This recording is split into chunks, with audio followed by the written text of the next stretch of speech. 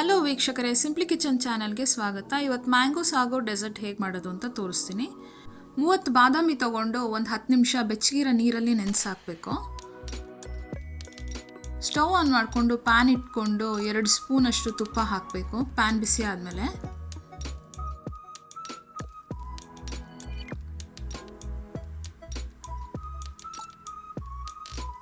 ನಾನು medium size ಸಬ್ಬಕ್ಕಿ ತೊಗೊಂಡಿದ್ದೀನಿ.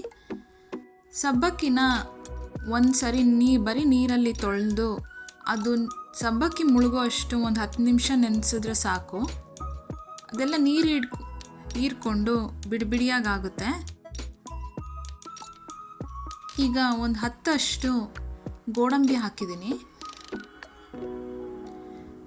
ಗೋಡಂಬಿ ಸ್ವಲ್ಪ ಫ್ರೈ ಆಗ್ತಿದ್ದಂಗೆ ಆದಮೇಲೆ ದ್ರಾಕ್ಷಿ ಹಾಕಬೇಕು.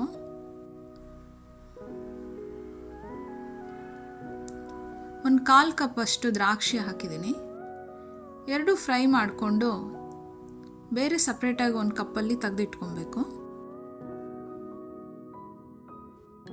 ದ್ರಾಕ್ಷಿ ಸ್ವಲ್ಪ ಬಿಸಿ ಆದರೆ ಸಾಕು, ಇಲ್ಲಾಂದರೆ ಸೀದೋದ್ರೆ ಟೇಸ್ಟ್ ಚೆನ್ನಾಗಿರಲ್ಲ. ಇದನ್ನು ಈಗ ತೆಗೆದಿಟ್ಕೊತೀನಿ.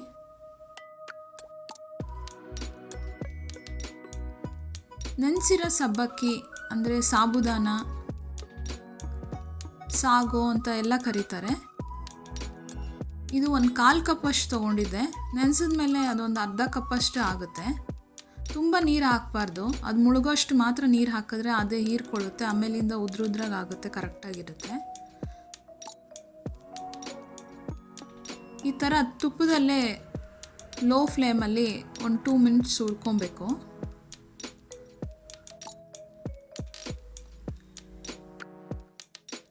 ಎಲ್ಲ ಒಂದು 5 ಮಿನಿಟ್ಸಲ್ಲಿ ರೆಡಿ ಮಾಡಿಕೊಂಡು ಒಂದು 10 ಮಿನಿಟ್ಸಲ್ಲಿ ರೆಡಿ ಆಗಿಬಿಡುತ್ತೆ.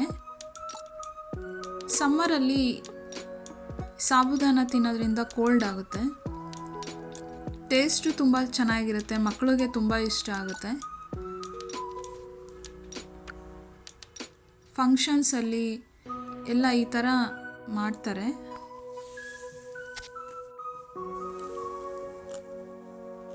ನಾನು ಸ್ವಲ್ಪ ಡಿಫ್ರೆಂಟಾಗಿ, ಟೇಸ್ಟಿಯಾಗಿ, ಹೆಲ್ತಿಯಾಗಿ ಈ ಥರ ಮಾಡಿದ್ದೀನಿ.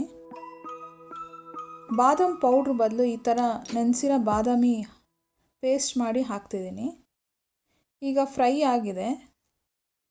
1 ಕಪ್ಪಷ್ಟು ನಾನು ಬಿಸಿ ಮಾಡಿರೋ ಹಾಲು ಹಾಕಿದ್ದೀನಿ.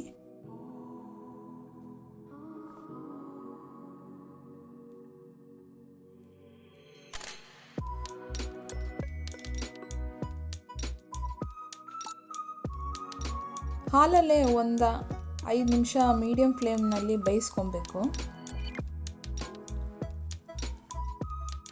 ನೋಡಿ, ಈ ಥರ ಗಟ್ಟಿ ಆಗುತ್ತೆ. ನಾನು ನೆನೆಸಿರೋ ಬಾದಾಮಿ ಸಿಪ್ಪೆ ತೆಗೆದಿಟ್ಟಿರೋದನ್ನು ಪೇಸ್ಟ್ ಮಾಡಿಕೊಂಡಿದ್ದೆ.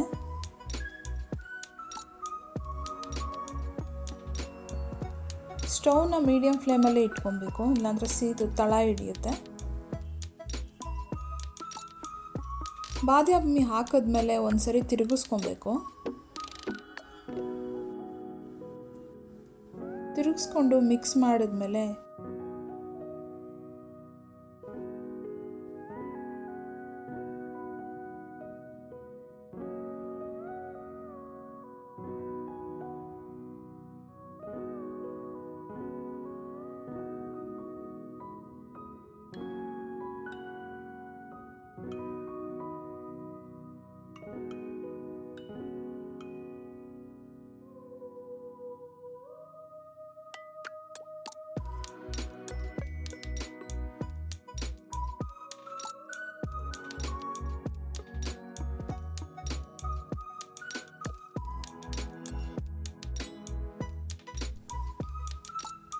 ಅದೇ ಜಾರಿಗೆ 1 ಕಪ್ಪು ಅಷ್ಟು ನೀರು ಹಾಕಿ ತಿರುಗಿಸ್ಕೊಂಡು ಹಾಕ್ತಿದ್ದೀನಿ. ಹಾಲು 1 ಕಪ್ಪು, ಪೇಸ್ಟದು ನೀರು 1 ಕಪ್ಪು, ಪೇಸ್ಟ್ 1 ಕಪ್ಪು, ಇಷ್ಟಾದರೆ ಕರೆಕ್ಟಾಗಿ ಆಗುತ್ತೆ ಅದು ಕನ್ಸಿಸ್ಟೆನ್ಸಿ. ತುಂಬ ತೆಳ್ಳಗೂ ಆಗಲ್ಲ, ತುಂಬ ಗಟ್ಟಿಗೂ ಆಗಲ್ಲ, ಕರೆಕ್ಟಾಗಿರುತ್ತೆ.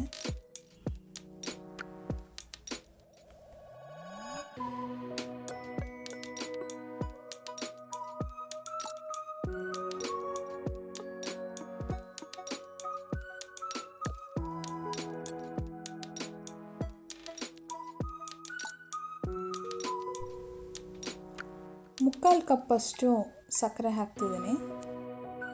ಅರ್ಧ ಕಪ್ಪಷ್ಟು ಸಬ್ಬಕ್ಕಿ ತೊಗೊಂಡ್ರೆ ನಾವು ಸಾಬುದಾನ ತೊಗೊಂಡ್ರೆ 1 ಕಪ್ಪು ಇಲ್ಲ 1 ಕಪ್ಪಿಗಿಂತ ಕಡಿಮೆ ಸಕ್ಕರೆ ಹಾಕಬೇಕು.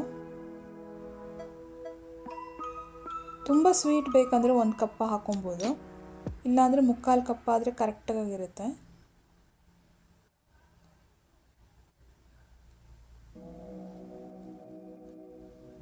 ಸಬ್ಬಕ್ಕಿ ಸ್ವಲ್ಪ ಫಸ್ಟೇ ನೆನೆಸಿರೋದ್ರಿಂದ ತುಂಬ ಏನು ಬೇಯಿಸ್ಕೊಳ್ಳೋ ಅಂಥದ್ದಿರಲ್ಲ.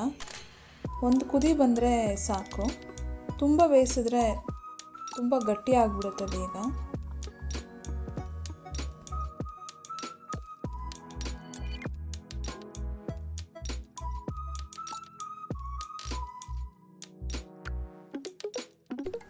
ಅರ್ಧ ಸ್ಪೂನಷ್ಟು ಏಲಕ್ಕಿ ಪೌಡ್ರ್ ಹಾಕ್ತಿದ್ದೀನಿ.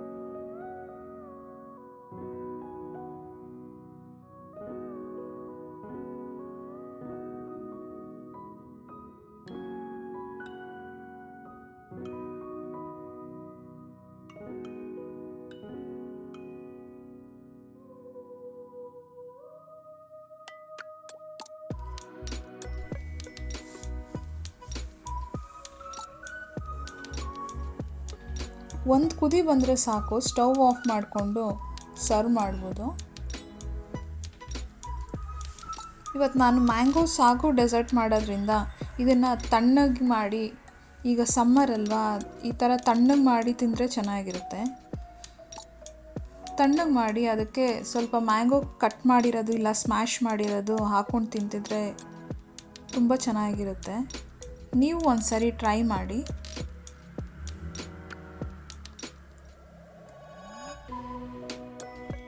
ಈಗ ಡೆಸರ್ಟ್ ಟೈಪ್ ಹೇಗೆ ಮಾಡೋದು ಅಂದರೆ, ತಣ್ಣಗಾಗಿರೋ ನಾವು ಈ ಮಿಕ್ಸರ್ನ ತಗೊಂಡು ಫಸ್ಟ್ ಹಾಕೋಬೇಕು. ಲೇಯರಾಗಿ ಹಾಕೋಬೇಕು.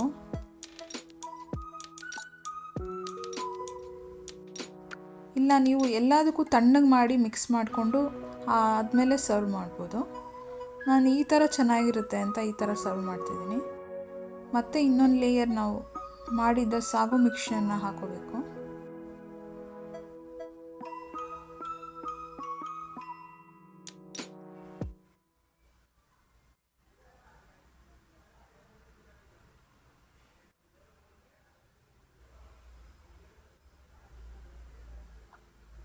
ಅದ್ರ ಮೇಲೆ ಇನ್ನೂ ಮತ್ತೆ ಒಂದು ಸರಿ ಮ್ಯಾಂಗೋ ಹಾಕ್ಕೊಬೇಕು. Ready to serve. ನಾನು ಮಾಡಿರೋದು ನಿಮ್ಗೆ ಇಷ್ಟ ಆದರೆ ಲೈಕ್ ಮಾಡಿ, ಸಬ್ಸ್ಕ್ರೈಬ್ ಮಾಡಿ. Thank you for watching.